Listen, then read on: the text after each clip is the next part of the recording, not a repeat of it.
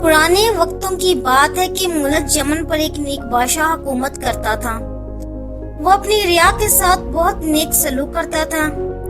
इसकी 4 बेटियां थी, जिनमें से एक शहजादी बहुत हसीन थी, जिसकी खूबसूरती पर बाकी शहजादियां नफरत करती थीं। इस शहजादी का नाम शहजादी सुहाना था। एक दफा इनका बाप किसी काम की गर्ज से बिरोने मुल्क गया। उसने अपनी सारी बेटियों से इनकी ख्वाहिशात पूछी। इन 3 बहनों ने कीमती जेवरात लाने को कहा।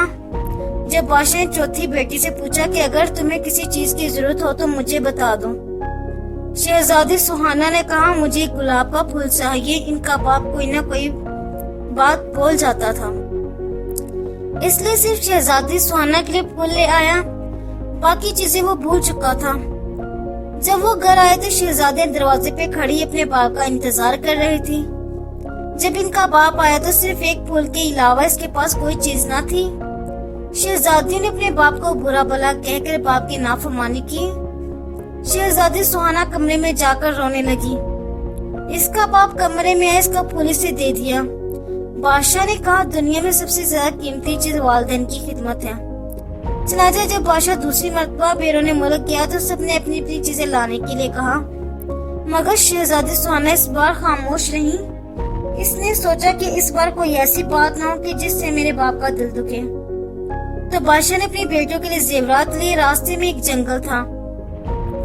बादशाह इस जंगल में से गुजर रहा था तो इसने दरख्त पर बैठे एक चमगादड़ को देखा। वो चमगादड़ असल में खौफनाक जिन था। इसने बादशाह को कैद कर लिया। एक शहजादा ये सारा मंजर देख रहा था। उसने अपनी तेजदार तलवार निकाली और चमगादड़ की गर्दन पर दे मारी। चमगादड़ इसी वक्त मर गया। शहजादा बादशाह को महल ले गया और इनकी बेटियों का सारा माजरा सुना दिया। शहजादी ने अपने बाप के पास में अपने बाप से नाफरमानी पर माफी मांगी।